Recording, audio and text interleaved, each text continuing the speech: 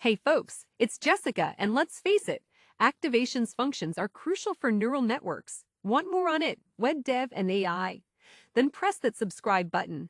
Time for a deep dive into the wild world of activation functions.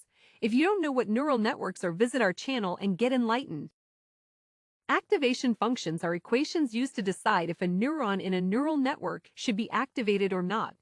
They allow information flowing through the network to go beyond linearity by transforming input data into much more meaningful output, which helps the network make decisions.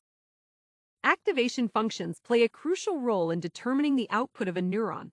They take the weighted sum of inputs, apply a transformation, and pass the result to the next layer. By doing so, they enable neural networks to learn complex patterns and solve nonlinear problems. Activation functions help decide the output of a neuron based on its input. ReLU outputs only positive values. Sigmoid produces numbers from 0 to 1 and tan compresses from -1 to 1, making it more stable than sigmoid. Selecting an appropriate activation function for your neural network depends on various factors, such as the type of problem you're trying to solve, the architecture of the network, and the desired output range. That's it for our overview of activation functions in neural networks. Understanding these functions is essential for building effective AI models.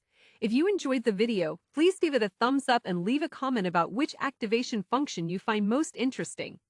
Don't forget to subscribe for more easy-to-understand web dev and AI content. Thanks for watching.